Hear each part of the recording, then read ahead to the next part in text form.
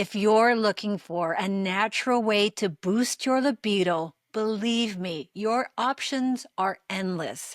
There are a lot of credible holistic products that can help you, yet there are just as many sketchy libido products that make big promises, charge big prices, and do not deliver. So as you look at the overwhelming amount of possibilities, who can you trust? That's what we're here to find out. Hi, I'm Dr. Trina Read, sexologist, and welcome to the Pursuit of Pleasure podcast, where we do a deep dive into what makes a woman in a long-term relationship excited to have sex. Thank you for subscribing to my YouTube channel. And if you want a soul-quenching, mind-blowing sex life, please check out my free masterclass workbook and video. Holistic supplements are an unregulated market, and it's hard to know what is credible or not. So that's why in this podcast, we're talking to Dr. Alisha Rawji. This is the second podcast on how holistic medicine and naturopathy can help with common sexual challenges. So if you haven't had a chance, please watch part 1, where Dr. Rawji and I discuss whether naturopathy really can help with your libido. Link will be in the description. When you walk into a health food store or go online and see the rows and rows of supplements, unless you do your research, you are not sure what each product does, and there's no one to advise you on their potential side effects.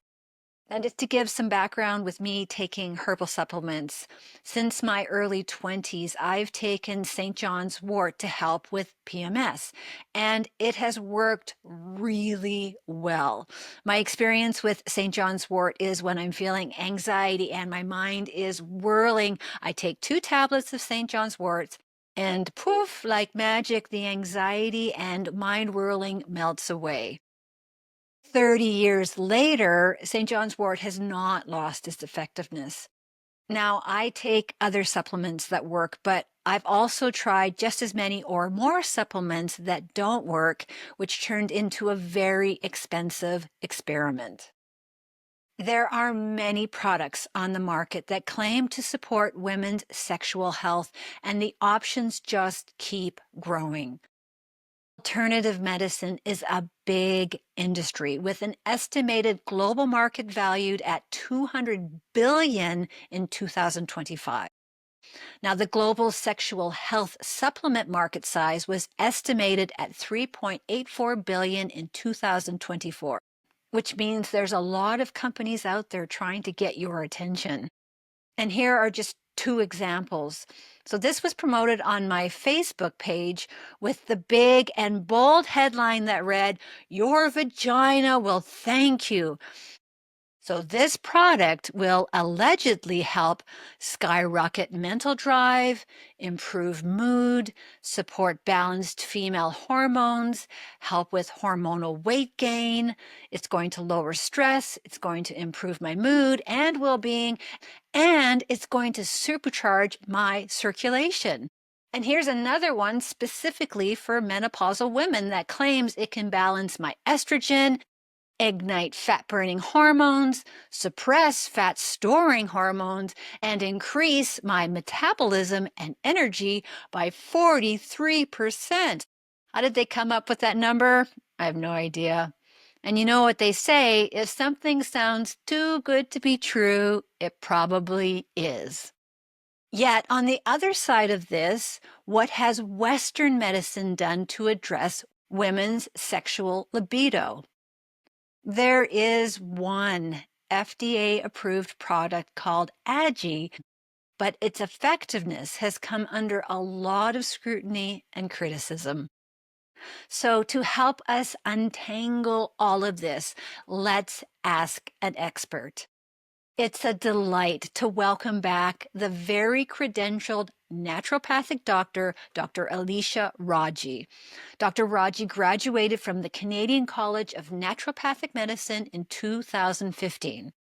She received a Bachelor of Science degree in 2009. Dr. Raji knows firsthand that by uncovering the root causes of symptoms and by working on all parts of an individual, they can move through their symptoms that may hinder them from achieving their optimum and best selves. I'm excited for us to get into this interview. We're so lucky to have Dr. Alisha back with us, and we're going to do a deep dive into this tricky situation of supplements.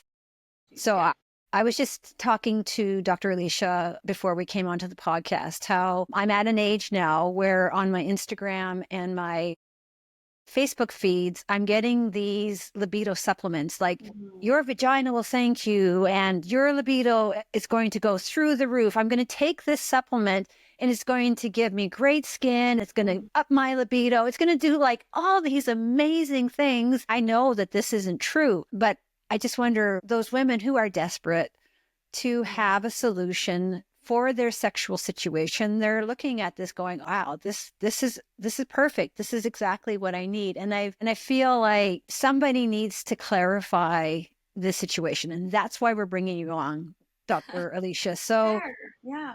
Like, I just want you as accredited medical practitioner, when somebody walks into your office and says, you know, I had the situation, walk us through how you decide what supplement works for them and, you know. And you brought up a good point because, of course, even I see it all the time, and it's how the algorithm is built. So chances are it's going to hear us on this podcast, and we're probably going to get like 20 new ads for some new supplements because they heard us say female libido. But that's okay. And the best advice I've given to people, because I've had this question before, it's just a culture we live in with Instagram and social media, is know your sources. There's a lot of influencers out there that don't really have any medical background, and we have to vet that, right? But they're really good at, you know, being on screen and promoting themselves. So kind of look in their bios, see if they are in fact a healthcare practitioner, and that's step one. Step two, even if they are, that's better, but also know that one size does not fit all, and that's kind of where I come in. A naturopathic doctor or any functional medicine practitioner will come in, because then we will look at your symptoms, we'll look at not just your symptoms, how they present, kind of see what could be causing that. Because, yeah, low libido can be caused for so many things. We've talked about that in another podcast, right? About communication styles, just, yeah, dips in hormones in perimenopause and menopause, but it doesn't look the same for everyone. Like I mentioned before, I've had women come to me in perimenopause that had the highest libido they've had in their life. And that's because, like I said, it's not an on-off switch. It's not like you hit menopause and then one day all your hormones tank. So how can someone on Instagram who doesn't know you kind of just say, I'm going to fix all your problems, right? So chat with someone in detail about all your symptoms, and then that's probably the best result.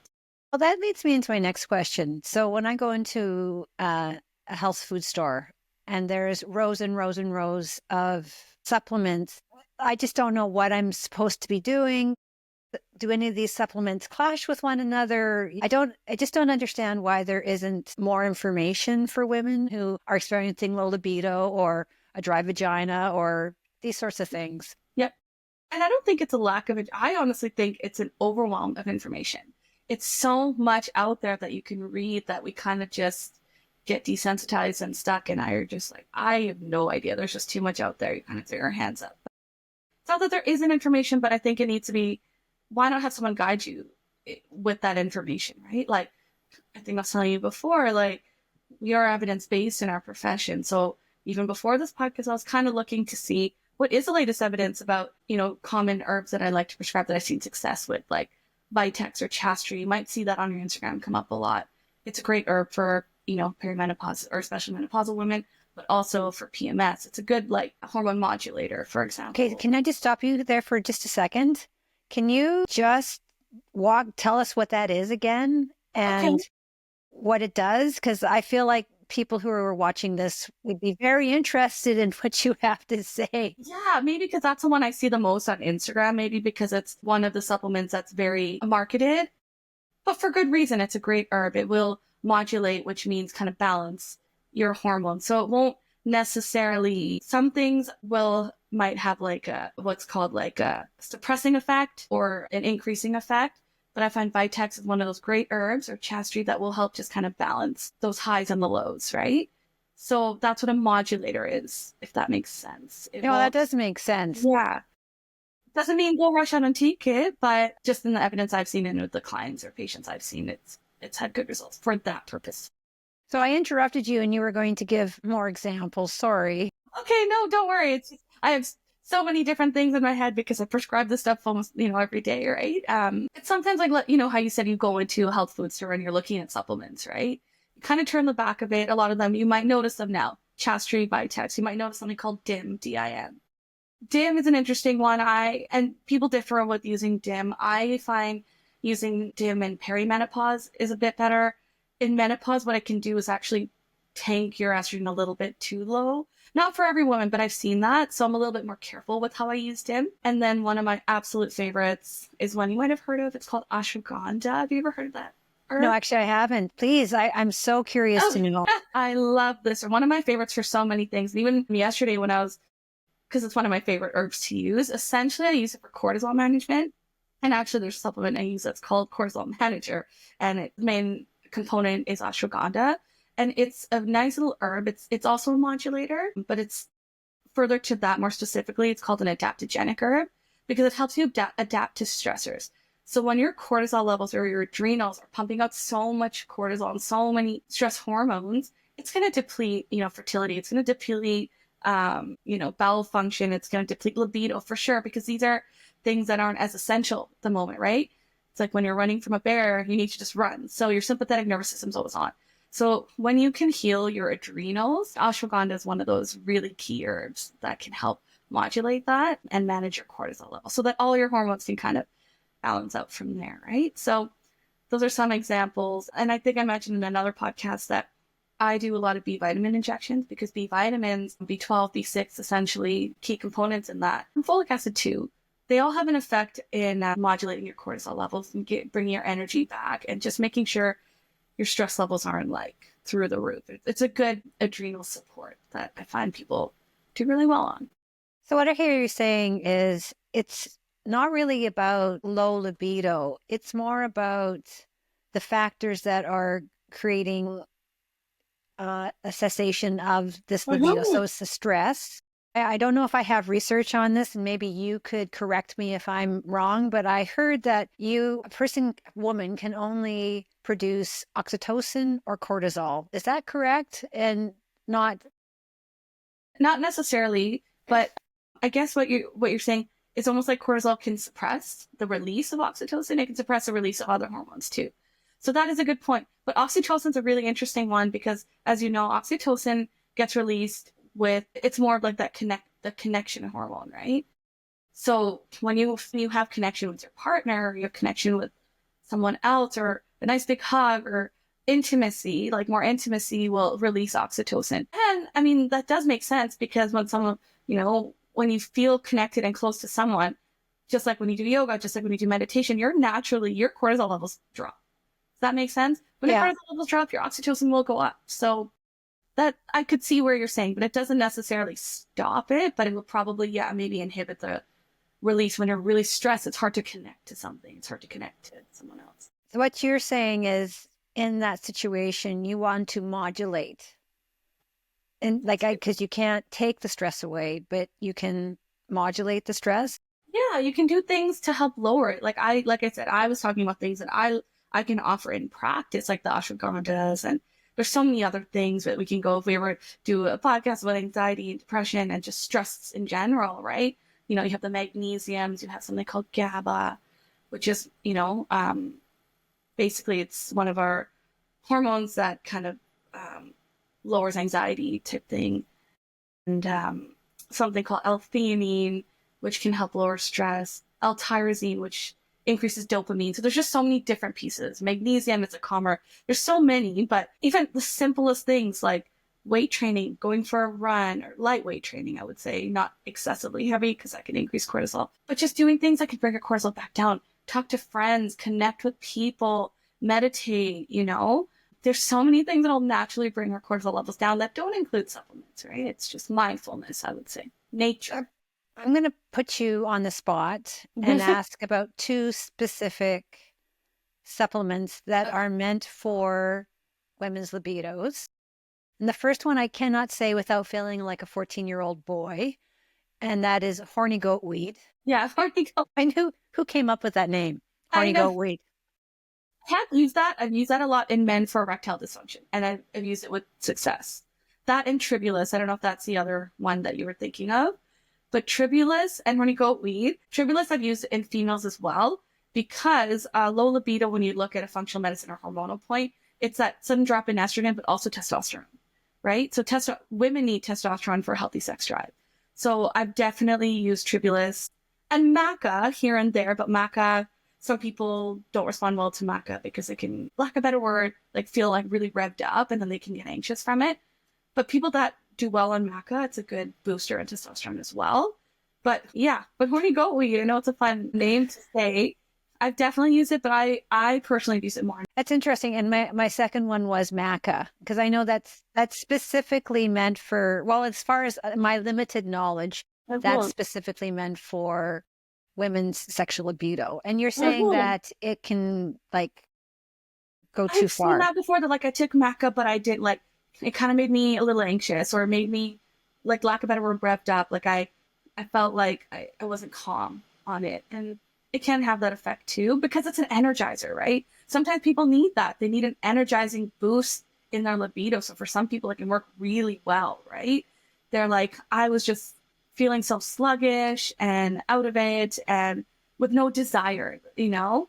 And then they took it and all of a sudden they have all this energy, and that's good for those people.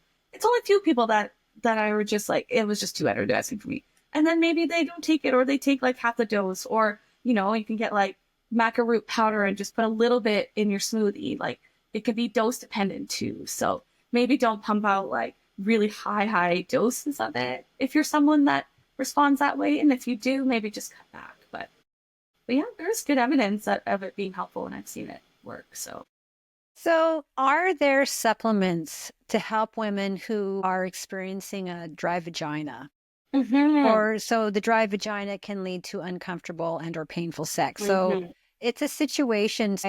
Research has shown that up to 85% of women will experience dry vagina sometime in her life. So that's the majority of women. It doesn't mean that it's going to be chronic, that her vaginal canal will atrophy. It just means that, you know, women, I think women dip in and out of this dry vagina. Like if you've had children and you're breastfeeding, chances are you're going to have the dry vagina. We dip in and out of these phases where we have this. And is there a supplement that could help and no. her? Yeah, I would say anytime I think of any kind of dry vagina or even kind of atrophy, that's usually a dip in estrogen, right? So when your estrogen dips, that's why you see it more in perimenopause and especially menopause, because it can cause atrophy a little bit. And yeah, that dry vagina just comes with that dip in estrogen.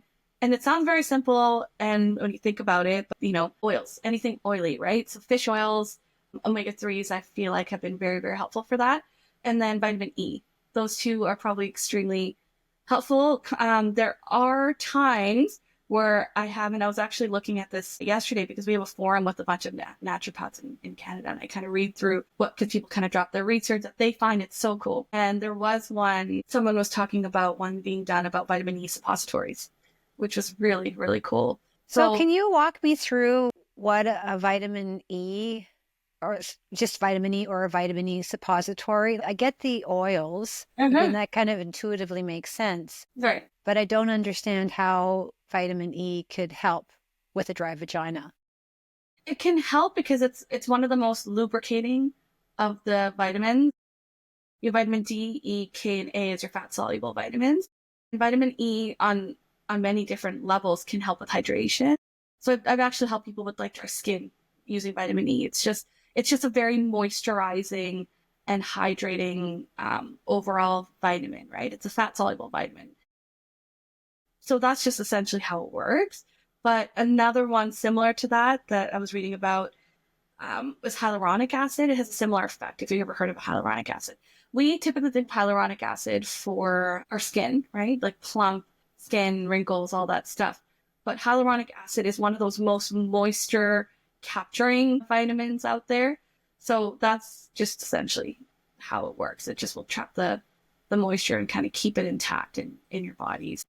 Yeah, that's just, those are two attempts of how to help. But that plus maybe addressing the drop in estrogen, I think would be best, right? Like I And talked about. is there a way in your world to address the drop in estrogen? Because I know so many women who do not want to go on estrogen. Like they Right. just don't want to do it. And I don't have an answer for them. Like I don't know what to say to them if they are choosing to not go that way. So what would your suggestion be? And I'm not opposed to it. It's just in Alberta for naturopath. It's not in our scope, unfortunately, to do HRT or hormone replacement therapy or bioidenticals right now. It's not in our scope. It might be one day. It is in BC and it is in Ontario for naturopaths. So when I kind of see the results that they have with their patients, it is pretty promising that that has helped them. So my advice would be, you know, let's say you've tried other things. We've tried the herbs, like I talked about Vitex, I talked about DIM, I talked about kind of, there's menopausal supplements out there that I've recommended. Sometimes they're blends, right? And we've tried, you know, the vitamin E, the hyaluronic acid. We've tried a few things and it's just not giving that same result. You're doing the mindfulness, you're trying to lower your cortisol levels, all the things that you're doing. It's not a bad idea to just explore that with that one's, you'd have to explore with your doctor and just see if that's a fit. So I'm thinking specifically of one friend I have who just doesn't want the pharmaceutical. Right. It's not the estrogen. And because I said to her, you know, you can get this bioidentical. It's just that it's a pharmaceutical and she doesn't want to put a pharmaceutical into her body. And, you know, so her best bet would just be to stay on these menopause supplements then. Yeah, do that. But also like, it's one of those things like start with the simplest thing you can do, which is your diet and lifestyle, right? So are you walking, kind of just moving your body, blood flow, that kind of thing, right? It's a simple thing, but you know, blood flow helps with hydration. Blood flow helps with, you know, vaginal dryness as well, a little bit too, just getting things moving. And just like eating anti-inflammatory foods, making sure your body is, you know, just in the best shape that it can be so that you can release as many hormones as possible. Another thing is like maybe seeing if the world around you, lack of a better word, is maybe not as toxic, right? There was a book that came out maybe 10 years ago, if you ever heard of it. It was the keynote speaker at one of the conferences I went to, and the title of the book was called Death by Rubber Ducky or something. And it was just saying how all these different symptoms and all these things and hormone disruptors are causing maybe, you know, at that point it was about hormone issues, but also cardiovascular disease, all the stuff. But there was a huge chunk about it, about hormone disruptors, right? So just trying your best to like use glass, don't use plastic in the microwave, or just do whatever you can to support your detoxification. There's like ginger, turmeric, you know, things that help your liver extract all the extra hormones that are maybe being fed to us through, you know, beef that's not organic, for example, or do you know what I mean? Like trying to do the simple things to give your body a good space for your hormones. Yeah, so you're not taking in things that inhibit your estrogen. Like you're trying to build your estrogen up as much as possible. So you could be drinking soya products, that sort of thing. And also, you and me, Dr. Alisha, we're going to do our Kegels right now. Let's do some Kegels. Let's do 1, 2, 3. I'm doing my Kegels. Yeah. So if it's you true, are, though. It's the simplest thing. yeah, if you are experiencing dry vagina, I would definitely get on the Kegel train and Kegels are great. Pelvic floor just start, you know, building up that vaginal muscle. And yeah, it's true. It's going to help. It, you know, it might not solve it all, but it's certainly going to help the issue.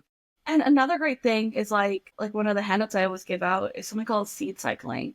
It helps just balance out your hormones. So different seeds can help like estrogen, so like flax and pumpkin, and then you have sunflower seeds and safflower seeds. There's one more, but I combine them. So you're taking a few seeds that are ground up in the first half of your cycle. Even if you don't have a cycle, just mimic one. And then the second half of your cycle, you're doing more like progesterone balancing seeds. So like just like flax, sunflowers, all these different things can really help. And like I said, soy, and good thing about that you mentioned soy, because there was a lot of information out there and a lot of it has been almost like debunked, I think. I mean, maybe for someone who's prone to like very severe estrogenic cancers, for example, sure, maybe take some precautions, but I really don't think there's enough evidence to say that you won't stop eating soy in women. But if you want, let's do the least amount of harm. So if you're worried about that and you're worried about an estrogenic cancer that's in your family or that you've had before, then maybe watch how much soy you're having, how much flax you're having, just to not add too much to those estrogen receptors. Typically for women, it's actually a really good way to increase, your hormones. To wrap this up, if you were to give your best piece of wisdom around women taking supplements to help with her libido or whatever, what would that be? Just supplement wise or food wise or no? Any supplement and food wise. For someone who just kind of wants to increase their estrogen and in general kind of thing. And just wants to, let's say she's going through low libido and she's on Instagram like I am. And these Instagrams are saying, hey, this is going to like boost your libido and you're going to be so sexually turned on. Yeah, I would say, as always, one size does not fit all. But yeah, like we talked about before, I'm glad you brought up the maca. That's one I see a lot. I think because there's so many maca powders out there and they're typically, for the most part, well received, except for those who get a little rubbed up from it. But just remember that drops in estrogen and drops in testosterone. We always forget about that, right? Like those are for women. We don't think about testosterone in women, but we need testosterone to increase our libido. So anything that can help, and it sounds simple, but even mild weight training, like any kind of lifting, and that goes for men too. You see that a lot with men with erectile dysfunction or any kind of testosterone issues. They start weight training, heavy weights, and it almost like resolves itself.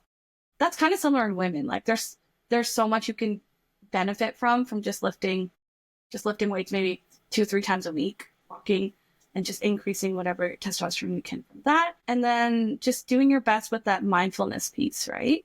So yeah, if you're not going to take ashwagandha or the cortisol manager, things like that, or the magnesium, let's say before you even do all the things like GABA, the L-theanine, that stuff we could always talk about. Whatever you can do to get your body into parasympathetic, which just means that calming state, right? Get yourself out of sympathetic. And that's even things like getting yourself out of your head, like talking to someone, therapy, going out with friends. Like I'm a huge proponent of and I ask literally everyone that comes in, I'm like, what? In pretty full detail, like, what is your friend circle like? Do you have a friend circle? Do you go for coffees? Are you able to have real conversations with your girlfriends? Like, get it out. That, just do whatever you can so that you're in a good, healthy, less stressful state. Yeah. All these things can help. That's great advice. And I really like this idea of it's not about revving your libido up. It's about bringing yourself to a good baseline where you're not having to manage big up and downs. It's really about just having yourself here. And that way you can start feeling your natural libido because you can't feel it otherwise, so that's a great piece of advice. Oh, good. Good. I'm glad. Now, simple.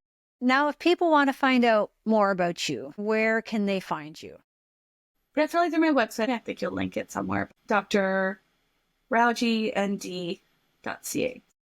And that has my link to my email, has my link to my booking site for my in-person practice. And then soon it'll have a booking site to my online practice that will be available to anyone and all. Thank you, Dr. Alisha. Best of luck with your practice. And you're doing an awesome thing for the world. Awesome. That was a great interview. And you and I now have a list of credible products that might help us with our libido and dry vagina. Thanks again to Dr. Alisha. If you want a natural way to manage your vulva health and libido, please consider New Eve. Gynecologist and scientist Dr. Renji Chang developed New Eve's product line, which includes Crescendo for libido support. Dr. Chang has done rigorous testing and research, and the New Eve product line is safe and effective. So please go to their website and check out their research and their reviews. And if you do decide to buy, please use my affiliate code Trina and you will receive a 5% discount.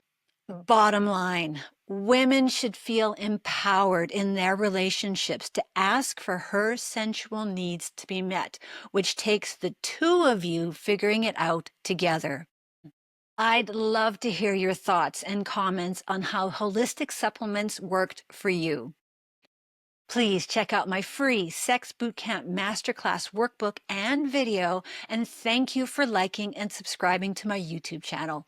Your support helps grow women's sexual pleasure because you deserve a deep, soul-quenching, mind-blowing sex life.